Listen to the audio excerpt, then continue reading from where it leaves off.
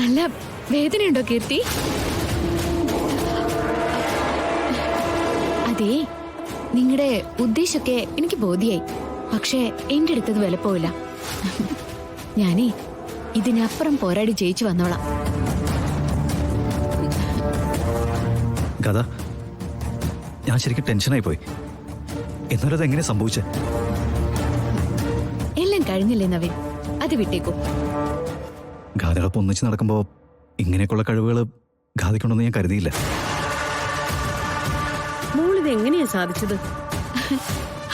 അതിനെന്താ പ്രശ്നം? എത്ര വലിയ മരത്തിലും ഞാൻ ചാടിക്കയറും. മാങ്ങയും പേരയ്ക്കൊക്കെ എത്ര പൊട്ടിച്ചിട്ടുള്ളതാ. ഞങ്ങളെ പോലുള്ള പെൺകുട്ടികൾക്ക് ഇത് അത്ര വലിയ സംഭവമൊന്നുമല്ല. അതെ, വെറൊരു അമൂൽ ബേബി ആയിട്ടല്ല ഞാൻ എന്റെ മോളെ വളർത്തിയത്. ബ്യൂട്ടി കോntestൽ പങ്കെടുക്കാനും ആർട്ടിഫിഷ്യൽ ലൈഫ് ലീഡ് ചെയ്യാനും ഒക്കെ ആരെ കൊണ്ട് വേണമെങ്കിലും പറ്റുമല്ലോ. പക്ഷേ എന്റെ മോളൊരു ഫൈറ്റർ ആയിരിക്കണമെന്ന് എനിക്ക് നിർബന്ധമുണ്ടായിരുന്നു. അതുകൊണ്ട് ചെറുപ്പം മുതലേ കരാട്ടയും ഗുസ്തിയും അത്യാവശ്യം മാർഷൽ ആർട്സും നീന്തലും ഒക്കെ പഠിപ്പിച്ചിട്ടുണ്ട് ഞാൻ. പിന്നെ മരം കയറുന്ന കാര്യം പറഞ്ഞില്ലേ, അത് മോളുടെ ഏറ്റവും ഫേവറേറ്റ് സ്പോട്ട് ട്രക്കിംഗ്.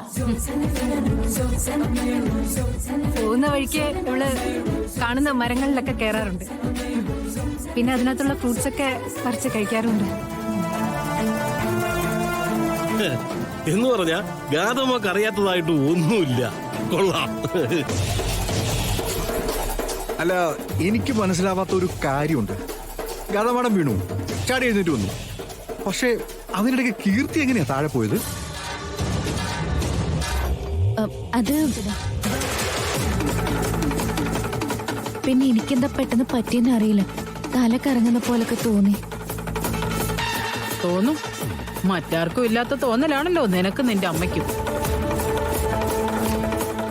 ഗാഥമോളെ, പെൺകുട്ടികളുടെ ജീവിതം സുരക്ഷിതമല്ല എന്ന് പറയുന്ന ഇക്കാലത്ത് ഇത്തരം കഴിവുകളൊക്കെ ഒരു പെൺകുട്ടിക്ക് വേണം. മറ്റുള്ള പെൺകുട്ടികളൊക്കെ മോളെ കണ്ട് പഠിക്കണം.